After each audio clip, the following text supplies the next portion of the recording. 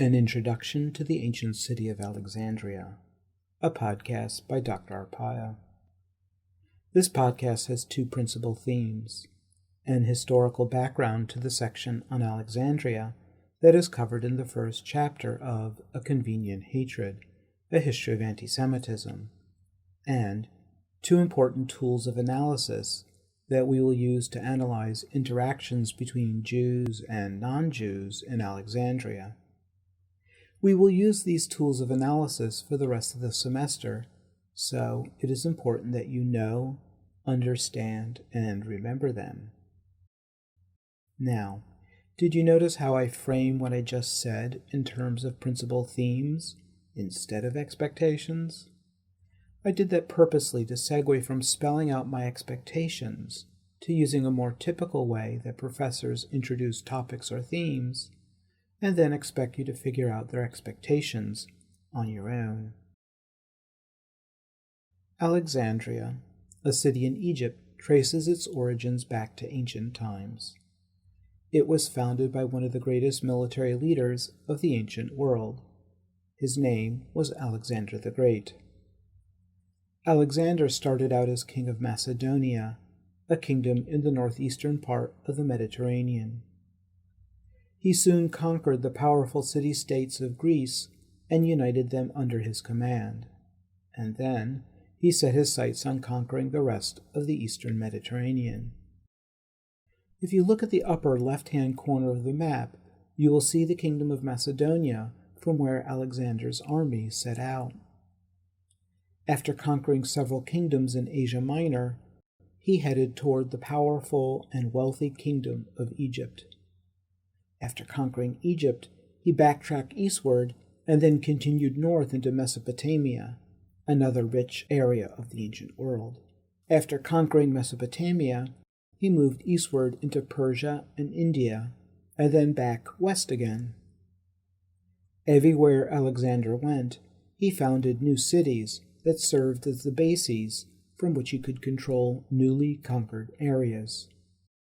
You may be amused to learn that he called each new city Alexandria after himself, including Alexandria, Egypt, the only city named Alexandria by Alexander the Great that retained its original name to the present day. Alexander died suddenly at the age of 32, perhaps from food poisoning, perhaps from being poisoned, or even perhaps from some rare illness. We just do not know. What is important for us is that, when he died, his generals divided the areas he had conquered among themselves and created their own kingdoms. We only need concern ourselves with the Ptolemaic kingdom, which is colored yellow on this map. The kingdom was named after Ptolemy, the Greek general who took over this part of Alexander the Great's conquests. Ptolemy's descendant, Cleopatra, was the last member of his family to rule over the kingdom. You may have heard of her. She is one of the most famous monarchs of her time. Alexander the Great situated the city of Alexandria on the westernmost part of a delta created by the Nile River as it flowed northward into the Mediterranean Sea. The natural harbor was a safe and strategic spot that allowed whoever controlled the city to control the upper Nile River, and whoever controlled the Nile River controlled the rest of Egypt. Alexandria quickly became the most important city in Egypt, and so it would remain when the city fell into the hands of the ancient Romans approximately 300 years later. Alexander the Great and his lieutenants encouraged Greeks to settle in Alexandria, to run the city, and to ensure its loyalty, a policy Alexander the Great enacted everywhere in the eastern Mediterranean. If Alexandria was run by a small group of Greeks, the majority of the city's population was Egyptian. Other people from the Mediterranean settled in Alexandria, including Jews. They took advantage of the many job opportunities working for the city's domestic and international trade, or for the Ptolemaic government. The resulting amalgamation of Greek and other Mediterranean cultures in Alexandria and other cities that had been founded by Alexander the Great became known as Hellenism. Please note that the adjective form of Hellenism is Hellenistic, so we say that Alexandria was a Hellenistic city, or we call the city during this time period Hellenistic Alexandria. At about the same time that Alexander was conquering the eastern Mediterranean, the Roman Republic, a powerful state on the Italian peninsula, began conquering the western half. The shaded areas on the map illustrate Rome's spread in the western Mediterranean basin and northward into Europe, up to the end of the 2nd century BCE. By the 1st century BCE, the Romans had conquered both halves of the Mediterranean, including Egypt, and with it, the Hellenistic city of Alexandria, in 30 BCE. Roman expansion into the rest of the Mediterranean was driven by a desire to control the whole basin.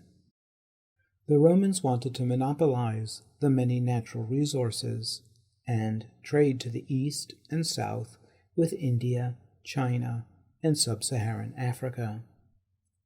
One important step in controlling the eastern Mediterranean was the Roman conquest of the Ptolemaic kingdom. A second step was an alliance with the Jewish kingdom of Judea, a topic we will explore in another case study. We will consider the basic timeline for ancient Rome in the next podcast, so let me just state now that, at about the same time that Rome overthrew the Ptolemaic dynasty, a civil war broke out in the Roman Republic that led to the fall of the republican form of government. Julius Caesar, a historical figure you may already know, helped weaken republic institutions. His assassination in 44 BCE led to the outbreak of the Roman Civil War. Another member of the family, Augustus, emerged triumphant out of the Civil War and replaced Rome's republican form of government with a monarchy. Augustus invented the title of emperor for himself. Hence, we refer to Rome from Augustus Caesar's reign onwards as Imperial Rome. Augustus was Julius Caesar's nephew and adopted son. Augustus created the imperial institutions that would dominate Roman political, social, and cultural life for the next 400 years. One of his inventions was called the imperial cult. Augustus intended it as a way of encouraging loyalty to himself in his new role as emperor by encouraging Roman citizens to worship his ancestors as gods. This practice signified that Romans would accept Augustus as a man descended from the gods. Augustus held lavish celebrations during which citizens were invited to burn incense in local temples dedicated to his ancestors, including Julius Caesar, who, you will recall, had only recently been assassinated. Some members of the Roman elite, eager to gain the approval of Augustus, additionally worshipped him as a living god alongside his ancestors. After Augustus's death, the imperial cult spread among a Roman citizenry eager to please the new Roman emperors. Romans built temples for the imperial cult throughout the immense Roman Empire. Later emperors would insist that everyone in the empire, both citizens and non, worship them in public acts of loyalty to the imperial state during annual festivities in their honor. Anyone refusing to burn incense at the altar of the emperor was condemned as a traitor and risked immediate death. Next, let me introduce you to 3 additional Roman emperors you'll need to remember in order to understand the next few case studies. The first is Emperor Tiberius, who became emperor after the death of Augustus. The second is Caligula, who followed Tiberius. The third is Claudius, who followed immediately after Caligula. Although I indicated the years of their reigns, you only need to keep straight their chronological order. Otherwise, it will be difficult for you to understand events in Alexandria. You also need to remember another Roman figure, Aelius Flaccus. He was the Roman governor of Egypt during the period we will consider for our case study on Alexandria. Flaccus had been chosen by Emperor Tiberius to serve as governor. This detail about the governor is important for you to keep in mind. Augustus had made Egypt an imperial province, meaning that the emperor and not the Roman Senate approved the governor. Thus, Flaccus was only answerable to the emperor. The Roman governors of Egypt resided in Alexandria, thus putting them directly in touch with the city's population. Like many Romans who assumed official posts or resided in the eastern Mediterranean, Flaccus was a Hellenized Roman, a sign that he was sympathetic to the Greek population living in the city. Next, I want to shift your attention to two tools of analysis that we will use in our consideration of Alexandria. The first term is acculturation. In the verb form, we say to acculturate. To the right, you can see an example of acculturation, the remains of a Greek temple in the modern city of Alexandria, Egypt, that dates back to the 1st century CE. Acculturation is a process by which two or more social groups share cultural elements. Let's take Hellenization as an example to illustrate how acculturation operates. Although the sharing is mutual, it need not be shared equally. Sometimes one group takes more cultural elements than it gives to another group. Acculturation can happen between two social groups or among three or more. Hellenism is an example of acculturation. Hellenization originated from the sharing of Greek cultural elements from around the 4th century BCE and local cultures in existing cities Alexander the Great conquered or new ones which he founded. When the Romans conquered the eastern Mediterranean, they lent their culture to the existing mixture of Hellenism, thus transforming it into a new form of Hellenism. Because of the political and economic power of the Greeks and the Romans, their cultures became the dominant elements in Hellenized societies. In Alexandria, Egyptians and Hebrews also lent cultural elements to a local form of Hellenism that we can call Alexandrian Hellenism. Let's consider Hellenism further. Hellenism changed Roman culture, as we can see from these two examples of Roman artwork. Notice how the frieze on the left, that's what this type of artwork is called, is different from the one on the right. The one on the left dates from before the Roman expansion into the eastern Mediterranean. The one on the left dates from afterwards. Notice the extent to which the perception and portrayal of humans differ. The frieze on the right reflects a Hellenized Roman worldview.